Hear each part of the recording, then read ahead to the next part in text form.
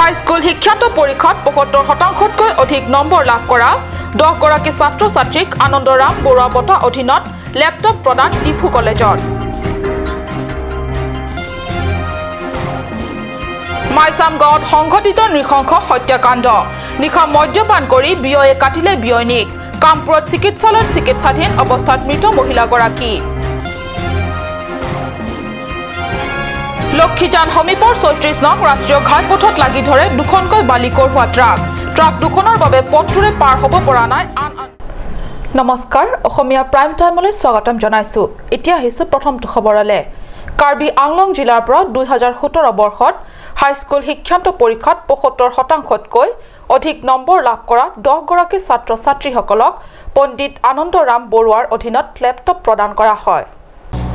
জিলাখনৰ বিভিন্ন কোণৰ পৰা অহা 10 গৰাকী ছাত্ৰ-ছাত্ৰীসকলে আজি বঁটা প্ৰদান অনুষ্ঠানত অংশগ্ৰহণ কৰি সভাত যোগদান কৰা অতিথিসকলৰ পৰা লেপটপ গ্ৰহণ কৰে। আজি ডিফু চৰকাৰী মহাবিদ্যালয়ত অনুষ্ঠিত বঁটা প্ৰদান অনুষ্ঠানত কাৰ্বি স্বায়ত্তশাসিত পৰিষদৰ কাৰ্যবাহী সদস্য অমৰ সিং টিছৈ মুখ্য অতিথি আৰু নিমন্ত্ৰিত অতিথি হিচাপে কাৰ্যবাহী সদস্য ৰতন তেৰণ, জিলা উপায়ুক্ত আদিল খান, IS ৰৱেলছন ৰংপি প্ৰমুখ্যে বহুকেইজন গণ্যমান্য তথা বিশিষ্ট ব্যক্তিসকল উপস্থিত থাকে। নিমন্ত্ৰিত অতিথি হিচাপে যোগদান কৰা কাৰ্যবাহী সদস্য ৰতন তেৰণে নিজৰ ভাষণ প্ৰসংগত কাৰ্বি আংলঙৰ প্ৰতিষ্ঠিত উচ্চ শিক্ষা প্ৰতিষ্ঠান ডিফু চৰকাৰী মহাবিদ্যালয়ৰ চুককোণত বেৰত তামোলৰ পিক পেলাই ৰঙা কৰি পেলোৱা দৃশ্য সহ্য কৰিব নোৱাৰি স্বচ্ছ অভিযানৰ অন্তৰ্গত চাফাই কাৰ্যসূচী গ্ৰহণ কৰি মহাবিদ্যালয়খনৰ সমগ্ৰ লেতেৰা অংশ পৰিষ্কাৰ কৰাৰ কথা শিক্ষা প্ৰতিষ্ঠানৰ কৰ্তৃপক্ষক পৰামৰ্শ কৰে। নগাঁও জিলাৰ কচুৱা থানাৰ অন্তৰ্গত কাৰ্বি আংলং সীমান্তৱৰ্তী অঞ্চল মাইচামত সংঘটিত হৈছে নৃশংস হত্যাকাণ্ডৰ ঘটনা। নিশা মদ্যপান কৰি বিয়ৈকে কাটিলে বিয়নীক। সংকটজনক অৱস্থাত নিশাই মহিলাগৰাকীক কামপুৰ চিকিৎসালয়লৈ আনে, যদিও চিকিৎসকে মৃত ঘোষণা কৰে।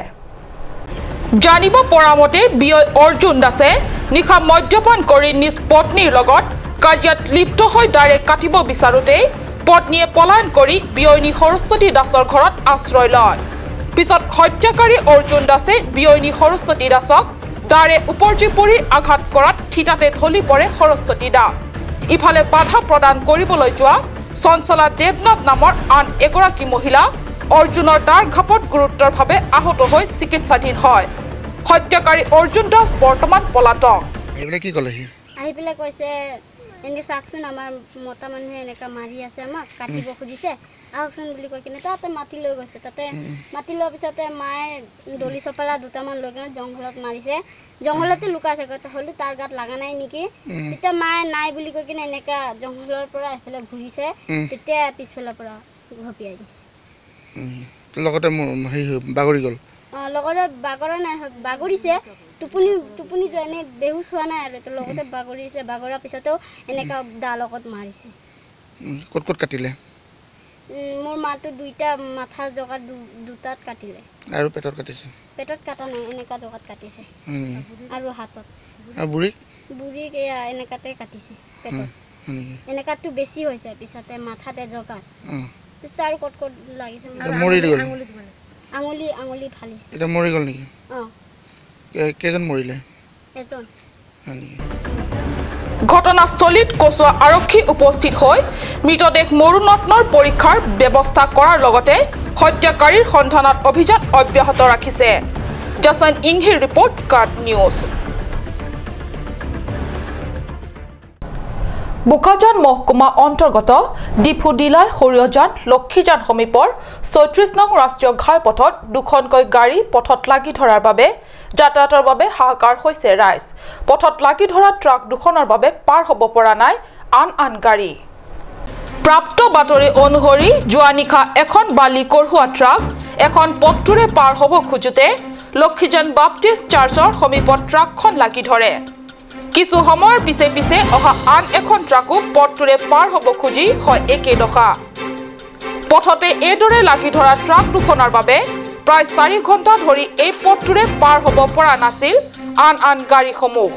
পিছে জেচিবিৰ সহায়েৰে ট্ৰাক দুখনক উক্ত স্থানৰ পৰা আঁতৰাবলৈ সক্ষম হয়।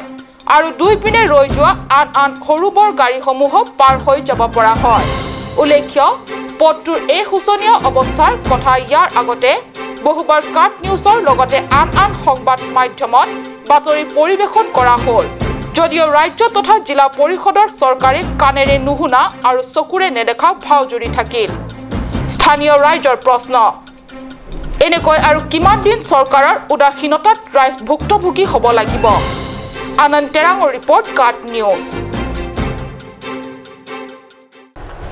প্ৰথম পৰ্যায়ৰ গুণোৎসৱ মূল্যায়নৰ ফলাফল ঘোষণাত পশ্চিম কাৰ্বি আংলঙত ব্যাপক বিসংগতি জিলাখনত 5খন বিদ্যালয়ক গুণোৎসৱ মূল্যায়ন ভিত্তিত A+ গ্ৰেড প্ৰাপ্ত বুলি আনুষ্ঠানিক ঘোষণাৰ পিছত হঠাৎ বাতিল ইয়াৰ বিপৰীতে নতুনকৈ অন্য 10খন বিদ্যালয়কে A+ প্ৰাপ্ত বুলি প্ৰকাশ কৰিছে বিভাগে অসম চৰকাৰে বিদ্যালয়সমূহত অনুষ্ঠিত কৰা প্ৰথম পৰ্যায়ৰ গুণোৎসৱ মূল্যায়ন কৰাত বিসংগতি হোৱা ঘটনা পোহৰলৈ আহিছে প্ৰথম পৰ্যায়ৰ মূল্যায়নৰ ভিত্তিত সমগ্ৰ অসমত 790খন বিদ্যালয়ে A+ গ্ৰেড লাভ কৰিছে বুলি ঘোষণা কৰিছে ইয়াৰ ভিতৰত পশ্চিম কাৰ্বি আংলঙৰ 5খন বিদ্যালয় ক্ৰমে চিনথং শিক্ষা খণ্ড অধীনত বৈঠালাংছ ক্লাষ্টাৰৰ অন্তৰ্গত স্কুল কোড নম্বৰ 1819330691 নম্বৰৰ আমডুবি LP স্কুল লগতে একেখন শিক্ষা খণ্ড আৰু ক্লাষ্টাৰৰ ভিতৰত অৱস্থিত স্কুল কোড নম্বৰ 1890313504 নম্বৰৰ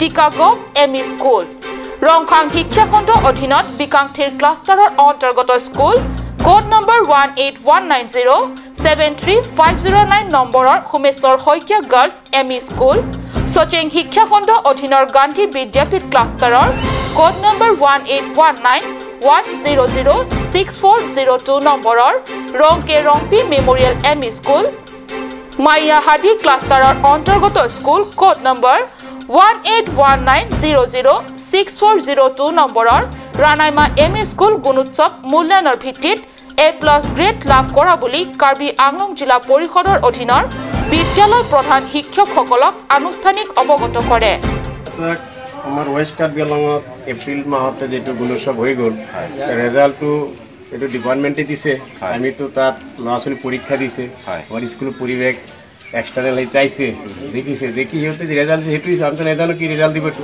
কিন্তু A+ বুলি আমাৰ স্কুল ৰেজাল্ট দিছে আৰু তাৰমানে লেটাৰ ইস্যু কৰিছে 6 সেপ্টেম্বৰতে তাত গুৱাহাটীত কিবা প্ৰগ্ৰাম এটা যাব লাগে তাতে চিফ মিনিষ্টাৰ থাকিব শিক্ষামন্ত্ৰী থাকিব তাতে গৈ যাব লাগে অংশগ্ৰহণ কৰিব লাগে তো সেইটো মতে আমাক লেটাৰ ইস্যু কৰিলে ব্লকৰ পৰা BMC কৰিলে যাব লাগে আহিলো ব্লকত তো লেটাৰ ইস্যু কৰি দিলে দিয়াৰ পিছতে আকৌ আমি গৈ টিকেটো কাটিলো যাবৰ কাৰণে আকৌ পিছদিনা আগৰ দিনা 2-3টা বজাত আকৌ খবৰ পৰে ব্লকৰ খবৰলে যে নহয় এইটো কিবা খেলিমেলি হ'ল ডিষ্ট্ৰিক্টত আপোনালোকে যাব নালাগে আমি বলি ঠিক আছে মই যাব নালাগে নাযাওঁ মই যোৱা নাই কিন্তু এইটোৱে মানে মই কমিটিক কৈছিলোঁ এনেকৈ এইটো পাইছে A+ আসাম স্কুল কমিটিৰ মানুহ ফূৰ্তি পাইছিল আৰু শিক্ষকসকলে আনন্দিত হৈছিল ছাত্ৰসকলে আনন্দিত হৈছিল কিন্তু পিছত যেতিয়া ক'লে নহয় তেতিয়া মই মনে মনে আছোঁ যোৱা নাই আৰু তেতিয়া পিছত কমিটিক ক'লোঁ সকলো বেয়া পাইছে এইটো কি ধৰণৰ কথা খেল ধেমালি কথা নেকি ল'ৰা ধেমালি কথা এবাৰ ক'ব সেইটো A+ পালে আকৌ ক'ব নহয় খেলি মেলি হ'ল ডিষ্ট্ৰিক্টত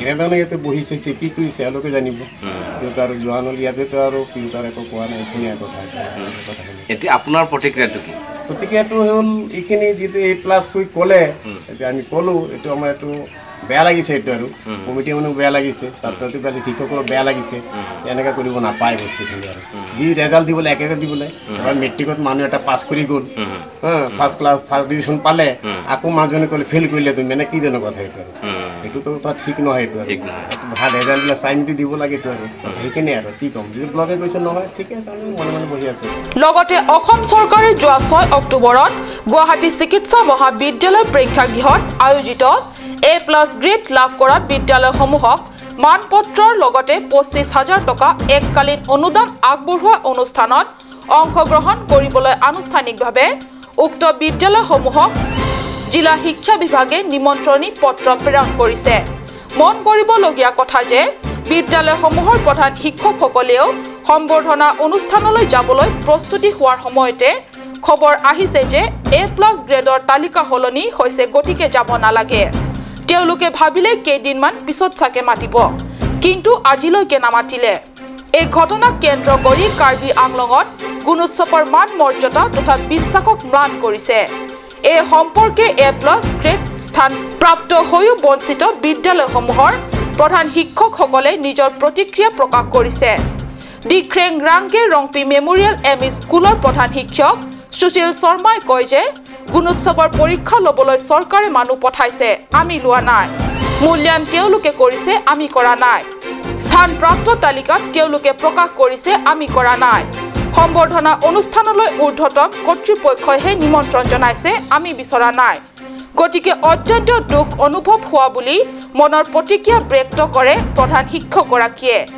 এই সন্দৰ্ভত উত্থাপিত হোৱা প্ৰশ্ন নম্বৰ 1 গুণোৎসৱত মূল্যায়নৰ বাবে নিযুক্তি দিয়া পৰ্যবেক্ষকসকল উপযুক্ত নাছিল নেকি প্ৰশ্ন নম্বৰ 2 গুণোৎসৱৰ মূল্যায়নৰ ফলাফল A+ গ্ৰেড স্থান প্ৰাপ্তৰ বাবে বিদ্যালয়সমূহৰ প্ৰধান শিক্ষকসকলৰ সৈতে ধনৰ লেনদেন কৰিছে নেকি প্ৰশ্ন নম্বৰ 3 ফলাফল আনুষ্ঠানিক ঘোষণাৰ পিছত ফলাফল হলাবলৈ সম্ভৱ হল কেনেকৈ এই কথা বাহিৰত এইদৰে প্ৰচাৰ হোৱাৰ অন্তত ৰাজ্যিক শিক্ষা মন্ত্ৰী আৰু কাৰ্বি আংলং স্বায়ত্তশাসিত পৰিষদৰ অধীনস্থ শিক্ষা দপ্তৰৰ কাৰ্যবাহী সদস্যই কি ব্যৱস্থা গ্ৰহণ কৰে হেয়া সময়তেহে লক্ষণীয় হ'ব Biren ইংহিৰ report cut news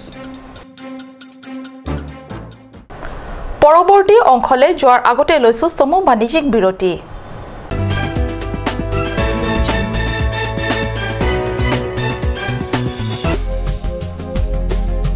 Turkimi outlet opposite LDRB Difu Karbi Anglong Assam 10% off in every kitchen and dining items like Hawkins, Flax, Milton, Treo, Shreya Iron etc. 10% off in makeup and cosmetic products.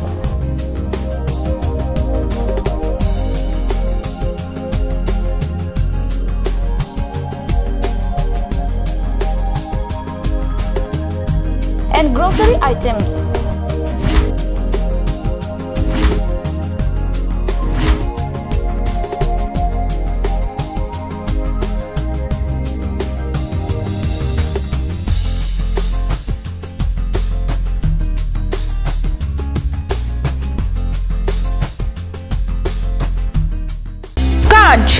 Assamese Small Industries Development Corporation Limited পৰা ঘৰত নিত্য প্ৰয়োজনীয় সামগ্ৰীসমূহ আপোনালোকৰ বাবে সাজু কৰা হৈছে নিত্য প্ৰয়োজনীয় বিবিধ ৰস ফলৰ ৰস বজাৰৰ দোকানে পাব বিশুদ্ধ খোৱা পানী আমৰ ৰস কমলাৰ ৰস সৰিয়হৰ তেল হালধিৰ গুড়ি আমলখিৰ আচাৰ চিত্ৰনলা গাজ টেঙা ইত্যাদি অধিক মাত্ৰাত দোকানত পাব Revealing Beauty Parlor offers you the latest discounts for this festive season. Starting from 1st of August to the 1st of December 2017.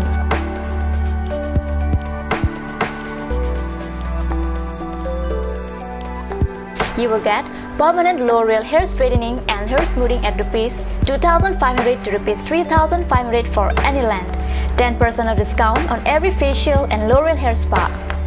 One beautiful package of L'Oreal hair spa, manicure and Sanesh normal facial only Rs 1,190. Girls, hurry up! The offer is limited.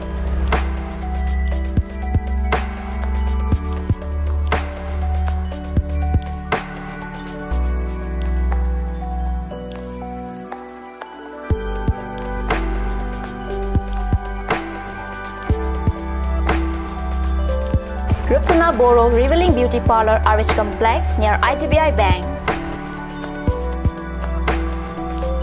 For more details, contact Rupsana Boro 9132858038 or 9957170867. আপুনি বাৰু বিশুদ্ধ খোৱা পানীৰ অভাৱ অনুভৱ কৰিছে নেকি এতিয়া আৰু চিন্তা নাই কাৰণ বজাৰলৈ আহিল কাঞ্চ ওয়াটাৰ বিজ্ঞানসন্মত উন্নত মানৰ প্ৰক্ৰিয়াৰে প্ৰস্তুত কৰা কাঞ্চ ওয়াটাৰে আপোনাক দূষিত পানীৰ ভয়াবহতাৰ পৰা আঁতৰত ৰাখিব কাঞ্চ ওয়াটাৰ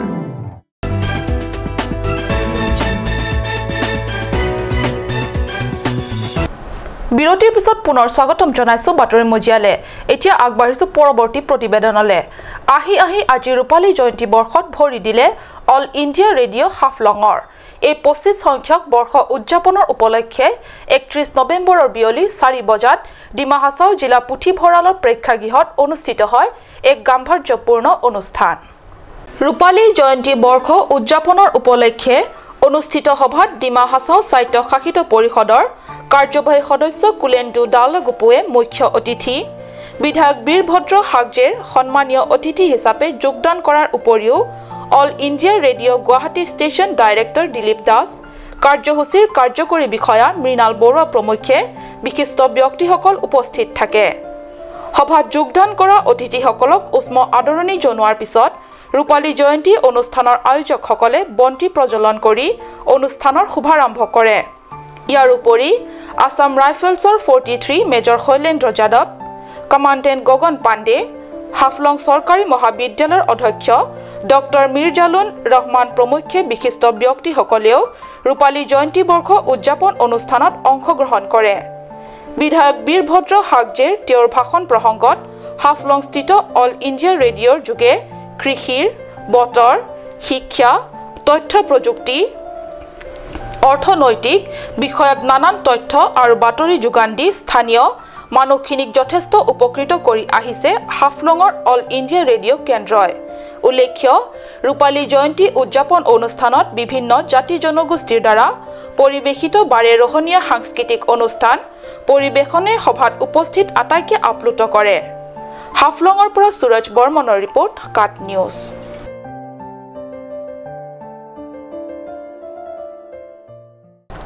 ছট পূজাৰ উপলক্ষে খেৰণী চাৰিআলিত চলিছে ব্যাপক সাংস্কৃতিক সন্ধিয়াৰ আয়োজন। হিন্দীভাষী তথা ভোজপুৰী সম্প্ৰদায়ৰ অন্যতম পৰ্ব ছট পূজা। যোৱা 24 অক্টোবৰৰ পৰা 17 অক্টোবৰলৈকে সমগ্ৰ দেশৰ লগতে বিদেশতো অনুষ্ঠিত হৈছে ছট পূজা। খেৰণীত হিন্দীভাষী লোকৰ ঘৰে ঘৰে ব্যাপকভাৱে পালন কৰা হয়। খেৰণী চাৰিআলিত অৱস্থিত গান্ধী বিদ্যাপীঠ হিন্দী স্কুলৰ প্ৰাংগণত 31 অক্টোবৰৰ নিশাত আয়োজন কৰে বিশাল সাংস্কৃতিক সন্ধিয়া। খেৰণী চাৰিআলি শিৱ মন্দিৰৰ পূজা সমিতিয়ে আয়োজন কৰা বিশাল সাংস্কৃতিক অনুষ্ঠানত পৰিষদীয় সমষ্টিৰ সদস্য পৱন কুমাৰে মুখ্য অতিথি হিচাপে যোগদান কৰে। অনুষ্ঠানত লগতে বিশেষভাৱে উপস্থিত আছিল আমৰেং পৰিষদীয় সমষ্টিৰ সদস্য ৰীনা টেৰাংপিয়ে। অনুষ্ঠানত বিশেষ আকৰ্ষণ আছিল সুদূৰ বিহাৰৰ পৰা অহা নিমন্ত্ৰিত অতিথি শিল্পীসকল। তেওঁলোকক ওচৰৰ পৰা চোৱাৰ হেঁপাহেৰে অনুষ্ঠানত অঞ্চলটোৰ সাংস্কৃতিক প্ৰেমী ৰাইজৰ ভিৰ দি বাট নোপোৱা হয়। ডেকা গাভৰুকে ধৰি বৃদ্ধ বৃদ্ধা আহিছিল সাংস্কৃতিক অনুষ্ঠান উপভোগ কৰিবলৈ। কিন্তু শেহতীয়াকৈ অনুষ্ঠানটোৰ চলি থকা মাজতে লাগিল কেনা। যিটো সমাজৰ নাৰীয়ে পুৰুষৰ আগত কেতিয়াও ঘুট ঘুট নুঠায়, সেইখন সমাজৰ নিমন্ত্ৰিত শিল্পী গৰাকীয়ে অৰ্ধ উলংগ হৈ পৰিৱেশন কৰিলে নৃত্য।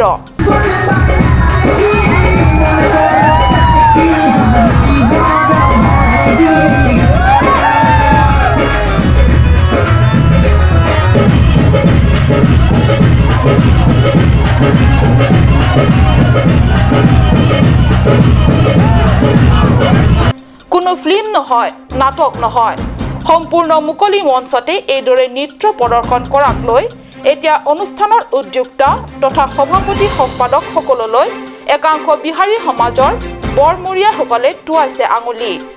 মহা অভিযোগ তুলিছে শিল্পী কেইগৰাকীৰ লজ্জাজনক বুলি পৰিগণিত হোৱা নৃত্য প্ৰদৰ্শনৰ বাবে। আজিৰ বাতৰি ইমানতে সামৰিছো। মই সঞ্চয়তাই কাট নিউজ চেনেলৰ ষ্টুডিঅ'ৰ মজিৰ পৰা বিদায় লৈছো। ধন্যবাদ।